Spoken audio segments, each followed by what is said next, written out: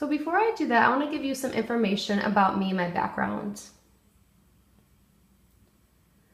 I graduated with my bachelor's in psychology, and I started working in a K-12 setting in a rural area. So it seemed like every day I worked in an education system with kids that had disabilities or were deaf handicap. So before, there was one girl that I worked with, and she would go after school to a program that was called Have a Heart Farm. And that place was amazing. It was a great learning experience for me personally and professionally. So at the farm, they had a few things that happened with the son. He had cerebral palsy, and it was a serious case. So the farm, it wasn't running well, and they started closing down here in Wisconsin and in Minnesota.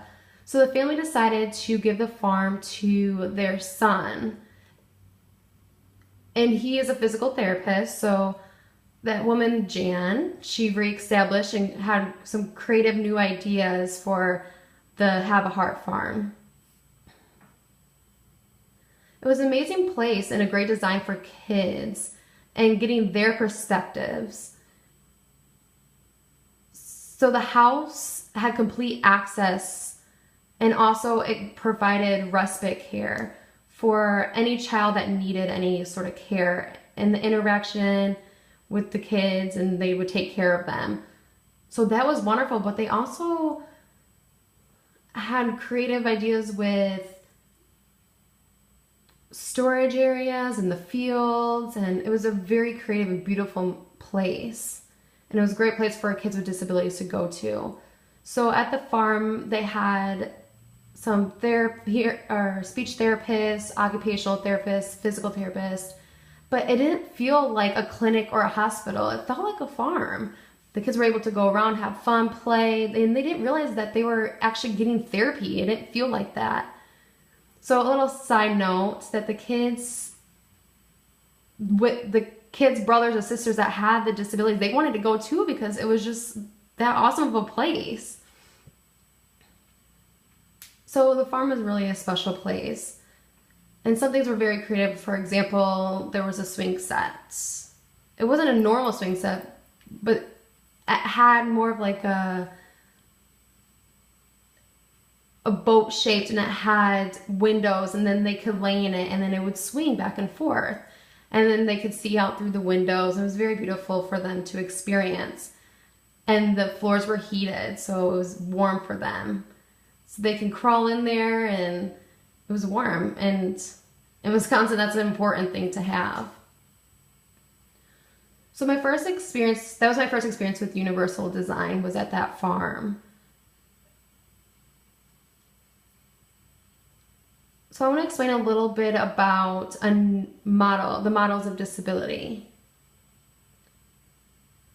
So typically they use two models. The first one is called International Model of Disability, and sometimes they use that in Europe, or it's really called Social Model of Disability. And that's a really wonderful model because it's very neutral. So it means if you have a disability, it doesn't really mean something's internally wrong with you.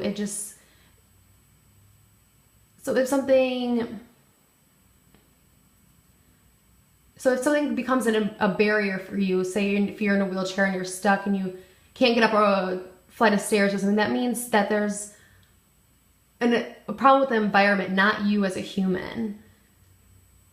So that's the social model. And now we're going to discuss the other model, which was the medical model of disability. And really, that's an old-fashioned model, and it's very negative on that person. And it represents that there's a problem with the person. So really, there's two different models, and they go back and forth. And so it's really helpful to discuss the disabilities and try to do some research and have some framework to discuss the disabilities and the different topics. So for me, the two models, so if you're working with a teacher that uses the models in the classroom, maybe help her with to change how to work with the kids a little better. So change her model, change her classroom, or change her teaching style for the kids.